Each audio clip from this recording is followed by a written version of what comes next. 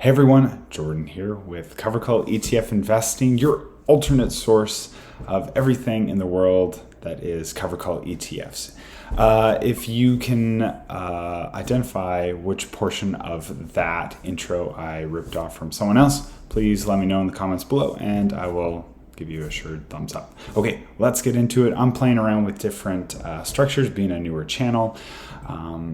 I've been kind of toying around with the idea of doing weekly news or bi-weekly news, potentially monthly, and I just wanted to kind of play this format out and see what you all think, and if there is a decent response, then I'll try to obviously keep up with it, and along with other topics that I'll be covering. So this being the first one, again, let me know what you think down below. Let's jump into the first little bit of news today. The first big news to drop this week that's new to the Canadian market is UMAX, Hamilton Utilities Yield Maximizer ETF. It says here, now trading Canada's highest yielding ETF. Okay, with a target yield of 13+%. Now we won't go too much into the specifics, as this fund is, as recording of this video, is only 2 days old. But you can see here, we can see that the normal sort of broad market sector specific ETFs that hold Canadian utilities pay around this average percentage. We see that other ETF providers in Canada that have cover call coverage typically pay out in the ballpark of 8%.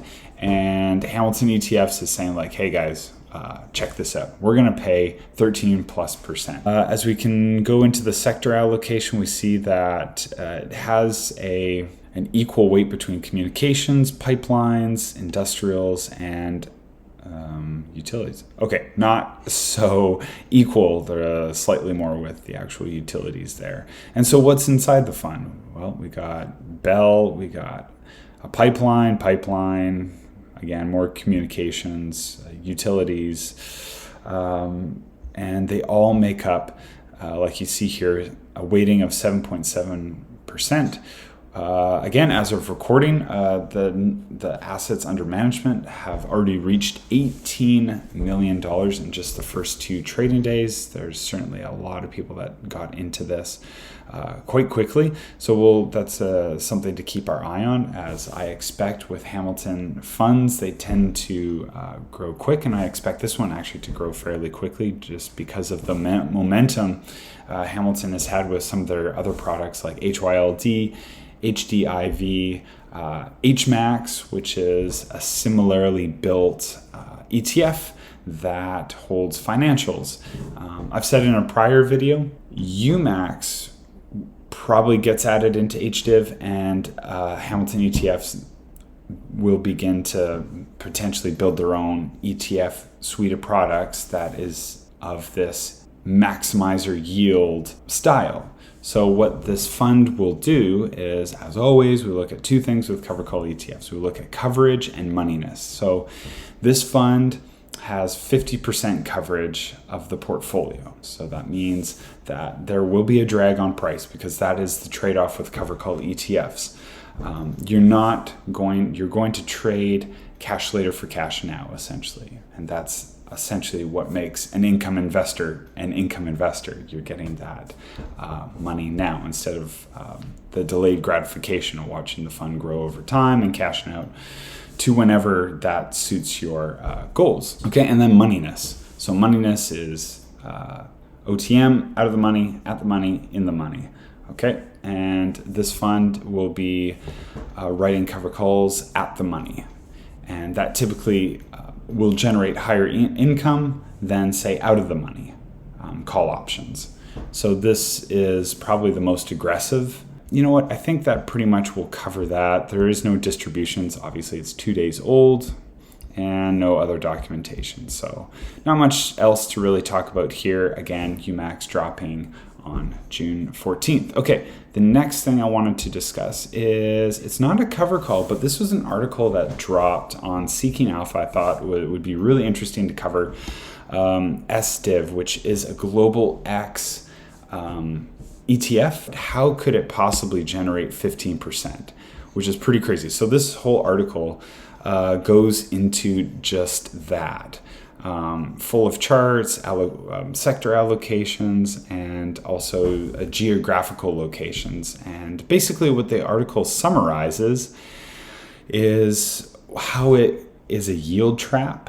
So you can see here, SDIV has underperformed all these other, I guess, dividend, high-paying dividend benchmarks. And the reason for this is that this ETF tracks 100 of the highest paying dividends globally.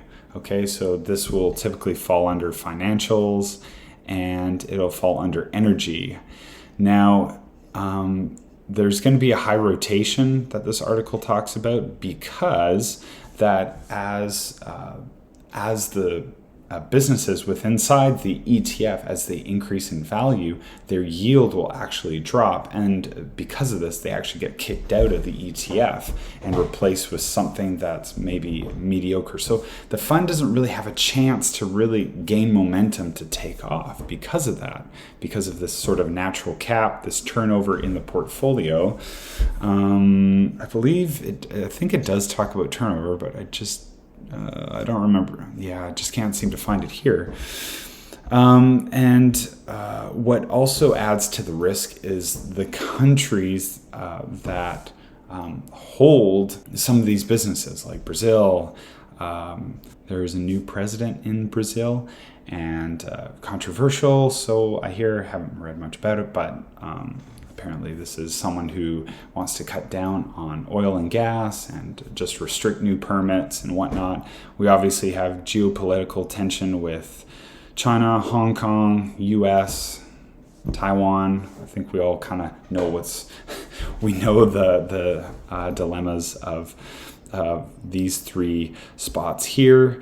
And because of that, in order to attract capital, these dividend-paying companies need to bring in that capital. They got to offer a higher yield, but it doesn't necessarily mean it's sustainable. Of course, that any normal business paying out, say, 20% yield, that's just simply not the norm. And without any kind of options-based premium income like cover calls to sort of boost the income, a naturally occurring 15% yield is just simply not sustainable. And a fund that I just think, after reading this article, it's something I think every income investor out there should be aware of, that yes, there are other funds out there that can certainly generate higher yield, but again, might not necessarily be in your best interest, especially without the help of an income-producing options derivative strategy. Okay, and lastly, let's go over to Global X's monthly cover call commentary.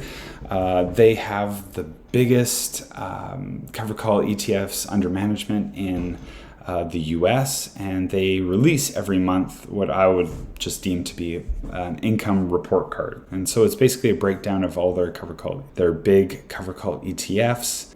And obviously in the first few pages here, you kind of get, the expense management fee, how often they pay out, their style or their primary goal, income. But what I want to focus on is actually what they paid out for May. And this is actually really important to cover, especially in the cover call space. So I own XYLD. That's in my RRSP. It takes up a massive chunk of my portfolio. It's the only thing I hold in my RRSP at the moment. I've been turning over my TFSA, which held only HYLD, but I've sold off some HYLD to get into some other cover call ETFs, and I'm looking at doing that again in my RSP. So like I said, I own XYLD, which has just got clobbered in May with the lowest payout that it's had since 2020, November 2021, basically. But ever since that, it's held a really steady 1% payout of NAV, or 1% of whatever the average share price was for that month. And so if you're not familiar with Global X's strategies, they will never pay you more than 1% of, say, the NAV, the share price. And the way that they do this is that if the premium generated is above 2%, then they pay out 1%. And so what happens with the rest, saying we see in June of 2022, it generated 3.32%, but it only paid out 1%. Well, what happens with that other 1.32%? It gets reinvested into the fund, and that allows it to support the share price of say XYLD, and it doesn't just drift down into oblivion. So that is one way that for this fund, which has 100% coverage on the portfolio and does at the money calls, which is the strategy for most of its products, like QYLD, very popular, XYLD, RYLD.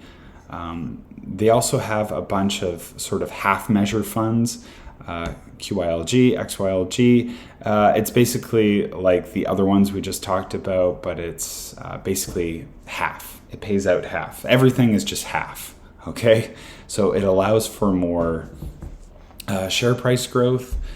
Okay, I'll just break it down just a little bit more, but XYLG, half the portfolio is in a cover call coverage position, and it's at the money. So you can see here the max payout is 0.5%.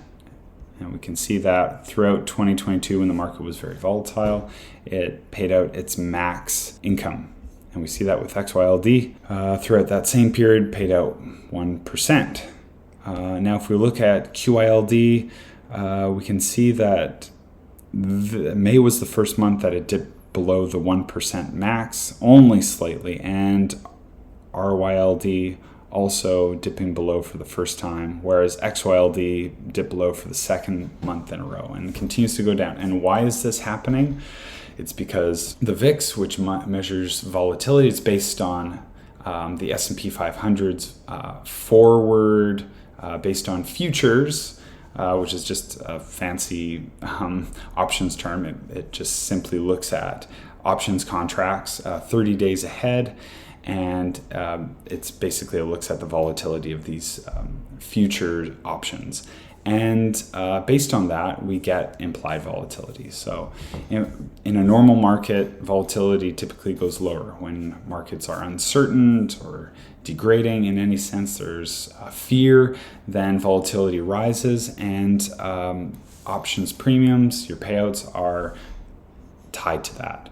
So with that being said, we can see that even in the half-measured Global X funds, we see them all starting to kind of drift down a bit. You can see XYLG 2 months in a row, QYLG just below its max payout, RYLG just below its max payout. And then there's this kind of newer fund, DGIA, which has a similar build to XYLD. I will link that down in the description below, along with all the other articles. If this is something, again, that you like seeing, then please do the cliche thing and smash all the buttons of the like and subscribe variety, and I will see you all in the next video.